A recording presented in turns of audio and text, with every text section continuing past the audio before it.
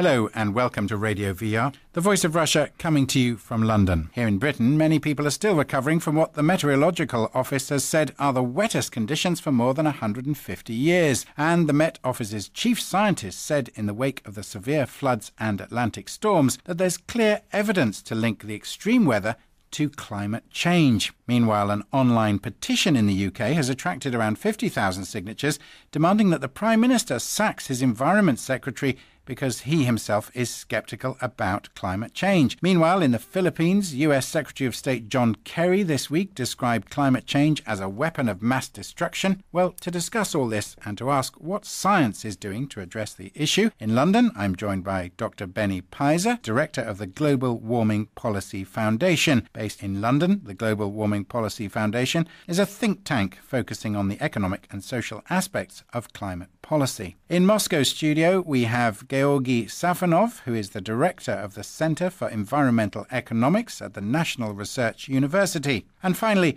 joining us from Canada, Tom Harris, executive director of the International Climate Science Coalition, based in Ottawa. The ICSE is a non-partisan group of independent scientists and energy experts calling for the rational and open discussion of climate-related issues. So let's start here in London, because this is where we've seen this extreme weather in the last few weeks, with Dr. Benny Peiser. Is science the answer? There's still argument, isn't there, in many quarters about the level of climate change and whether, if indeed climate change exists, it's responsible for the weather. What's your view?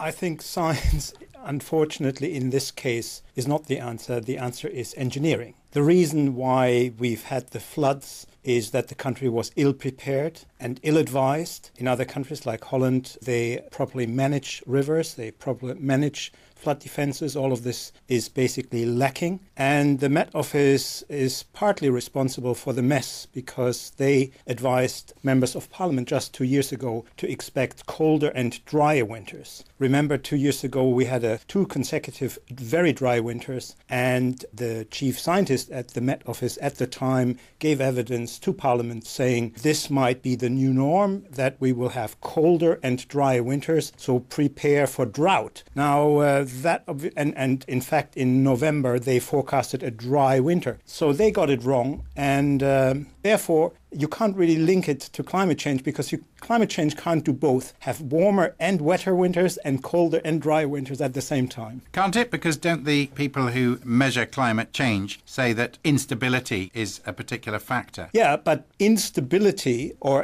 increase in variability doesn't mean that every form of weather event is linked to climate change. But they've consistently said warmer and wetter and stormier for Britain. No, they haven't. That's the whole point. They've said colder and drier winters just 2 years ago. All right. Well, let's quickly turn to Moscow and Dr. Georgy Safonov there from the National Research University. Dr. Safonov, tell us from the Russian perspective, what does the government or science there tell people about the weather, and is it at all a topic in terms of climate change for Russian society? We definitely have evidence of climate change in Russia, a couple of decades. We see quite a lot of dangerous hydrometeorological events, as it is called officially. And the number of these dangerous cases is increasing over time for the last 2 decades. So frequency of bad conditions, bad situations related to weather, and we can link it to climate change definitely, is increasing. So overall damage to economy, to environment, to people is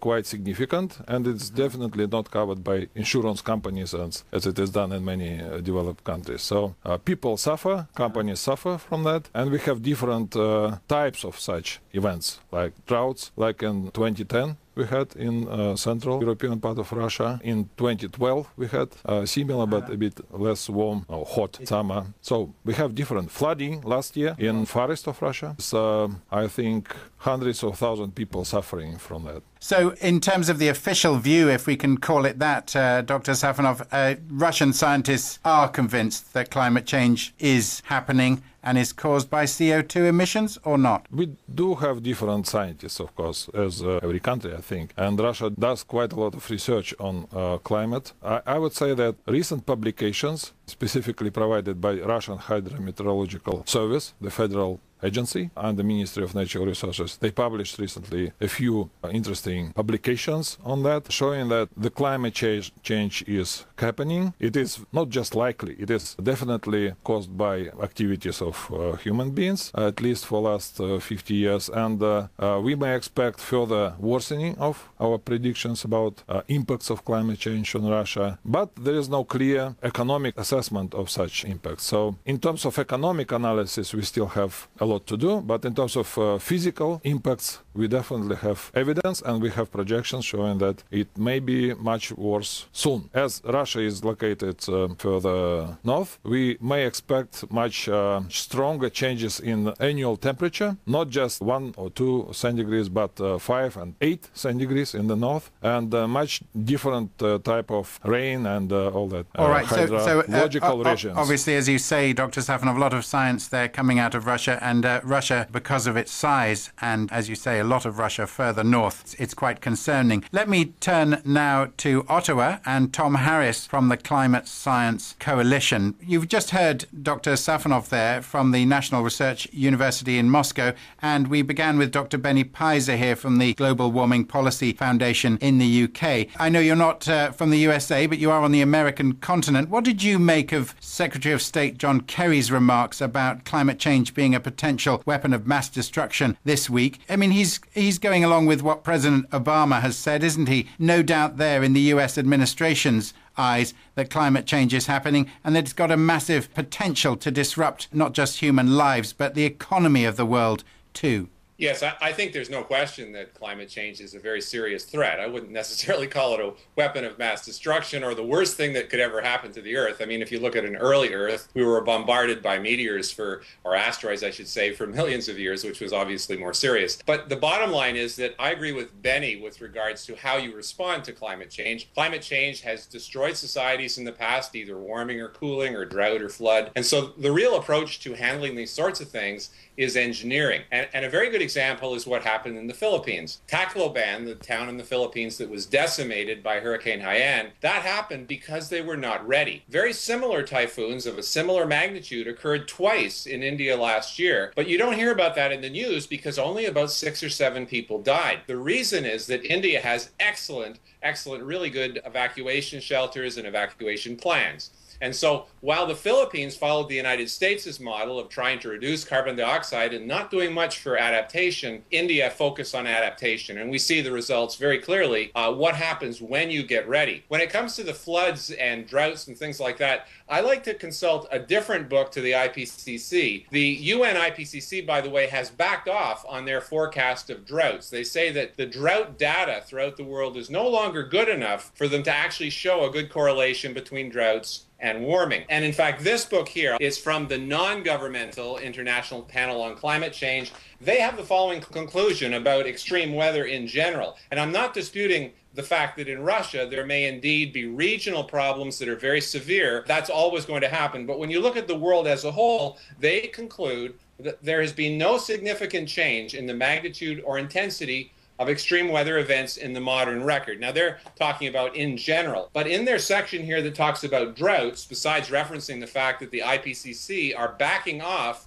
on the connection between drought and rising temperature, they say that their observational data demonstrates that there exists a large body of peer-reviewed science that invalidates the model-based claims of global warming causing more drought. So Obama's statements in California are simply not backed up by much of the science. This document is about 1,000 pages with many thousands of references that back up the idea that most of this is simply change that requires engineering solutions because it's natural. Well, I suppose those who are convinced of the science, and there does seem to be a consensus in terms of most scientists in most disciplines believing that man-made global warming is taking place. Your specific examples, they would say, focus on types of weather which are not the same thing as climate change. But presumably you don't disagree with the contention that carbon dioxide emissions have increased, that the ocean is the primary repository for CO2, and that there are massive natural changes afoot on Earth at the moment which are going to present mankind with some massive problems. Well, yes and no. I mean, the massive problems that we have due to climate change occur all the time. And, looking to the future, especially with a guest here from Russia, I think you'd be interested to hear that Russian solar scientists out of the St. Petersburg Observatory, they're observing a sun pattern that is now similar to what was happening in the late 1700s. And they're saying if the sun continues to reduce in its intensity the way it did back in the early 1800s, that we're headed right back to the kind of global cooling that we had around 1812 when Napoleon invaded Russia and lost most of his soldiers due to the extreme cold. Now, they can't say that for sure. It'll be decades before we know if they're correct. But what they're forecasting is that we're headed into a new little ice age by around 2055. And just for the listeners, Tom Harris there, which particular branch of science do you have as your background? My background is in thermofluids engineering, which is thermodynamics, heat transfer, and fluid mechanics. And of course, the atmosphere is a large thermofluid system. So while I don't actually conduct the research myself, since I'm the chief cook and bottle washer for our organization, so to speak, I can read and understand the science papers put out by our advisors. We have about 25 scientist advisors from 10 countries across the world. All right. Thank you for clarifying that. Now, Dr. Peiser here from the Global Warming Policy Foundation in the UK. I mean, your organisation has acquired the reputation of being one of the prime climate change deniers in Britain, hasn't it? Not at all. It's an accusation that is labelled Yes. you in the media. You would think that's wrong, do you? Yeah, of course. We don't take a strong view on the science at all. Do you accept that climate change is taking place? Yes. And do you accept that mankind is making it? Is making it happen? Contributing, yes. So why do people accuse your organisation of being climate change because deniers? they don't like anyone asking awkward questions. This is part of the problem. It's a bit like the Soviet Union, where certain questions weren't allowed to be raised. It doesn't mean that we question the basic physics or the basic science. But even the basic science, you said there is a wide consensus on the basic science. It doesn't tell you what we should do about it. And it doesn't tell you that every weather event is also caused by man-made emissions. And I don't think any of those who advocate trying to do something about global warming like to talk about the weather, and they certainly don't like to talk about decades. They're talking about centuries. What they are agreed about in the scientific community, it seems to me, is that man-made global warming is a result of carbon dioxide, and that is what is driving a lot of big changes in the way the planet works. That's not what the IPCC says. The IPCC essentially says that humans are significant contributors to climate change, and that is a fact. What it doesn't claim... Well, they're massively significant, aren't they? I mean, most of the CO2 is coming from industry and energy, yes, but they're and only transport. It's not coming from plants and animals. No, of course. But they're only talking about the last 50 years. They're only talking about the last 50 years. And if you look at the last 50 years and you look at the warming of the last 50 years, then you can see that the warming is not that dramatic. I mean, we're talking here perhaps of a warming of 0.1 degree per decade. I mean, we're talking minute levels of warming. It's not dramatic. But those same scientists say that even 1 degree centigrade... Not 0.1. Well, other scientists say that we are experiencing up to 1 degree centigrade in the last change. 150 years. Yes. I'm talking about the last 50 years, which, according to the IPCC, are mainly contributed to human CO2 emissions. What I'm saying is this rise in temperature is not dramatic, is very small. But it's predicted to get much bigger, much more quickly, because particularly of developing economies like India and China contributing much more in the way of so-called greenhouse gases over the next 100 years, which will dwarf the emissions so far produced. Indeed. What they can't agree is just how much more warming we will see. And so therefore, the big question is, what are we going to do? Now, one thing I can assure your listeners, both in Europe and in Russia is not going to give up its oil, gas, and coal reserves because of global warming. And neither will China, neither with India. So we have to accept that in the foreseeable future... Or Canada.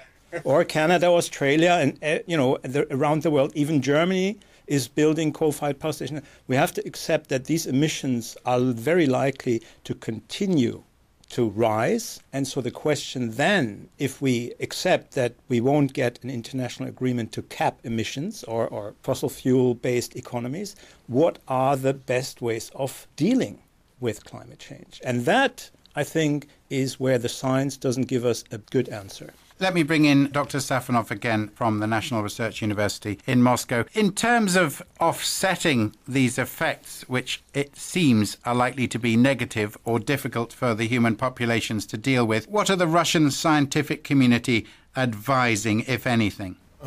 Let me make a couple of comments on previous discussion. So first, I don't agree with solution for weather events related to engineering only, or mostly. Say, in Russian forest flooding last year, there was no engineering solution, and hundreds of thousands of people suffered from Amur River flooding. Same in 2010 in Moscow, for instance, with pit fires and forest fires and heat wave, thousands of citizens suffering. There was no engineering solution to this, and we don't have such solutions for further similar events. In terms of what to do with preventing rapid growth of concentration of CO2 and other greenhouse gases, there are, of course, different solutions for that. Some Russian scientists propose geoengineering solutions. I would not comment on that, but such solutions exist, such proposals, I would say. I would prefer some different types of solutions. And Russia, in this sense, may be considered as unique country, or at least big role for Russia can be there. It relates to reduction of anthropogenic CO2 and other greenhouse gas emissions through significantly changing the economic structure and energy structure in favor of low carbon or no carbon technologies.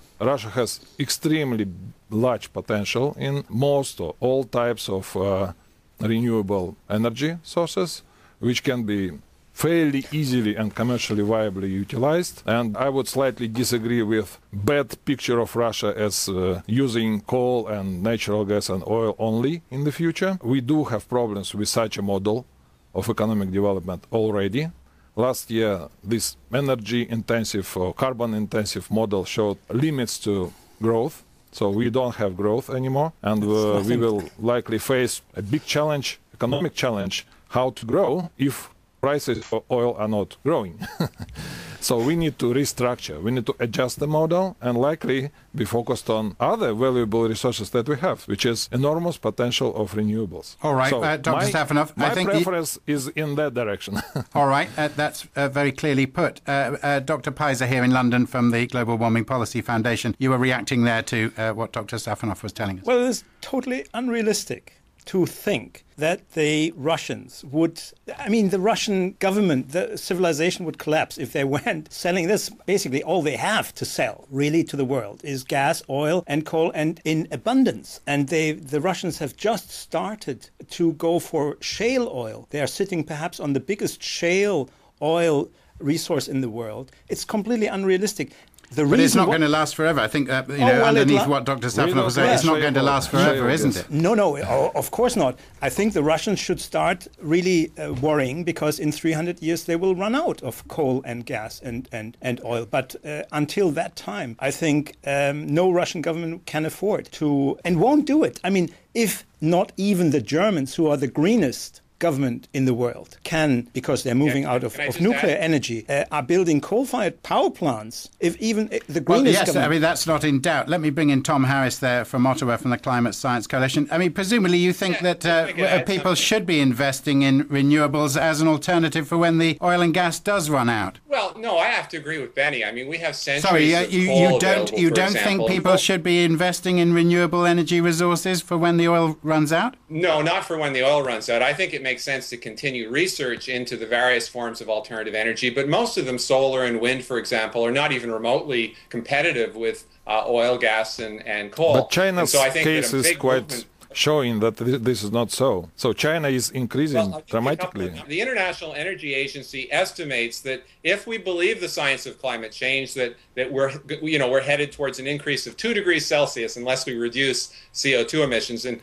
we certainly don't support that. But they're saying the cost to retool and to bring in these alternative energy sources to supposedly stop the limit of 2 degrees and above from happening, they're saying the cost will be $5 trillion, okay, by 2020. Now, if the solution was not $5 trillion by 2020, then I'd be a little more enthusiastic. The trouble is most Western economies are so far in debt that these kinds of investments, whether you're even moving from coal to natural gas, that's a very expensive thing to do. People talk about natural gas being so cheap right now, but the trouble is you have to build the infrastructure. You have to build all the pipes and all the new plants and new turbines, things like that. So, I mean, even something as simple as moving from coal to natural gas is very expensive and not simple. So but what we need to know, Tom, is what we need to know is what are these other sources of energy, apart from the things that you say are too expensive, that people should be exploring?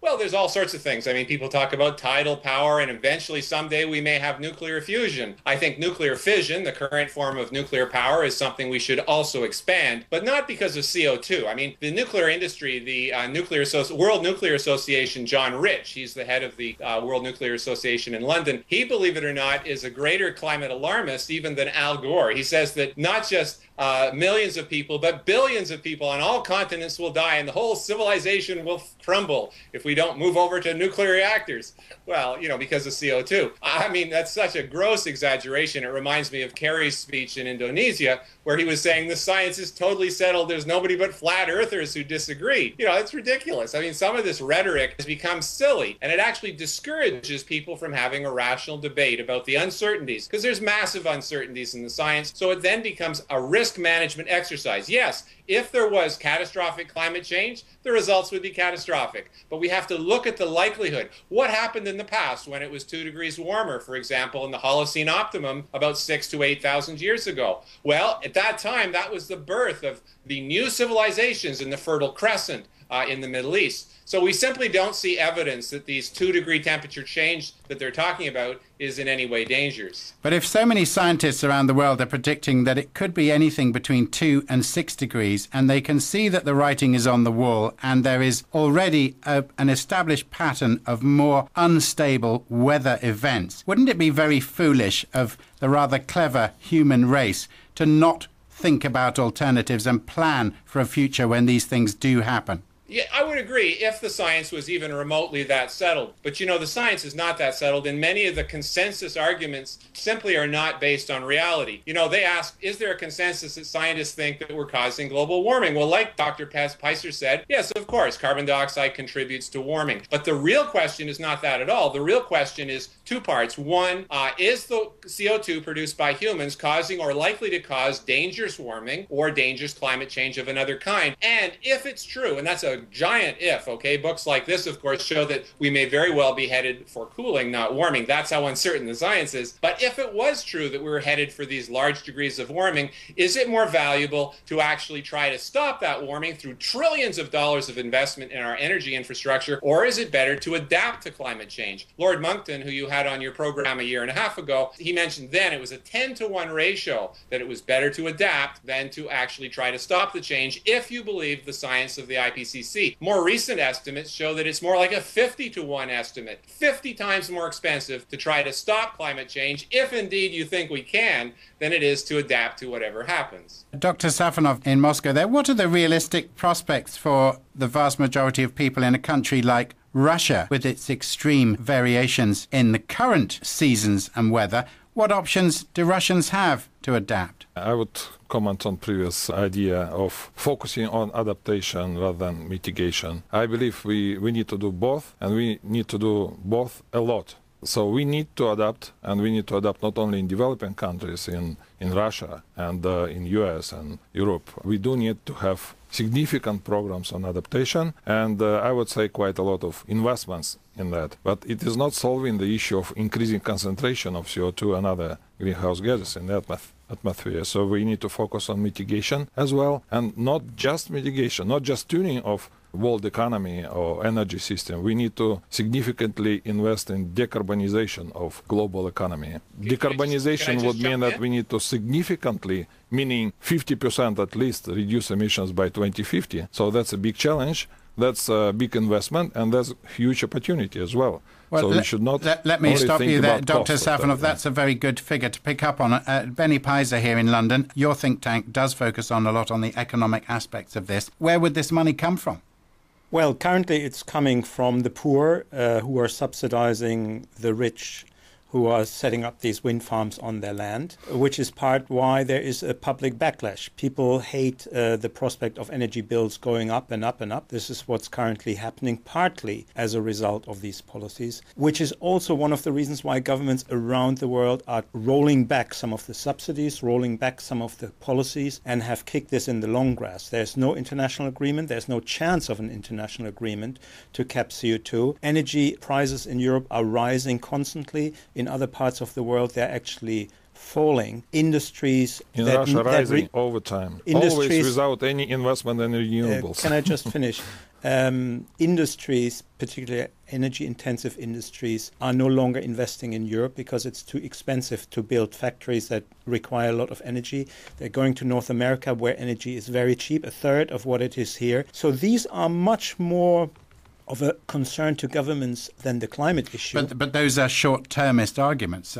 Well, that's how politicians and governments think, I'm afraid. And you agree with them? I'm just telling you, the reality is that there won't be an international agreement, that we have to accept that CO2 emissions are going to rise. And the earlier we accept reality, the better we will be able to deal with whatever happens as a result. Yes, Tom Harris in Ottawa. Yeah, I wanted to point out that the Climate Policy Initiative out of San Francisco estimated in a very detailed analysis that the amount of money being spent across the world in 2012, for example, on climate finance amounts to about $1 billion per day. $1 billion per day. Now, that sounds pretty outrageous, and even more so, only 6% of that, okay, about 1/20th, is going towards helping people adapt to climate change today. So you have situations like in the north of Canada where, people's homes are falling down because of melting of the permafrost, undoubtedly a natural cycle, or in the Saharan Africa where desertification is putting millions of people out of their homes. Those people can't get adequate support, and it's because 95% of this $1 billion a day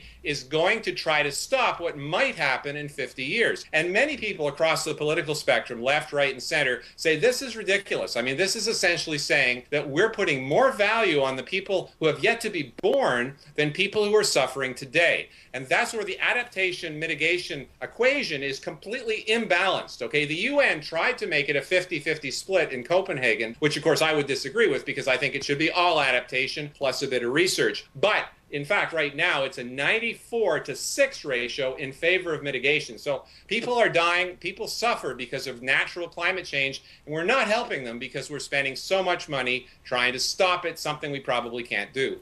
Well, I suppose to be the devil's advocate there, no sign of Western economies, whether they're in North America or in Europe, devoting very much money to saving people in the developing world who don't have the access to the resources that we do. Can you explain, Dr. Benny Peiser, again, to go back to the economics of this? You've expressed very clearly your view that there is a huge cost to this and that a lot of people are suffering who could be helped. What would you advise governments to do if you think that they're wasting their money now on future generations, as Tom Harris puts it? We are wasting essentially £2 billion per annum currently on fairly futile token policies like solar panels in Britain, right? Solar energy in Britain is a nonsense. And wind causes all sorts of unintended consequences and doesn't really generate. If we spend just a fraction of that in protecting our villages and towns from flooding and enhancing our flood protection, storm protection, that would help people now. It would, but again, some people will say that's short-termist. In 50 or 100 years, we might be talking about not having warm enough summers or such cold winters that we can't grow enough food for the people in this part of Europe if climate change takes off in the way some scientists predict. But that won't change because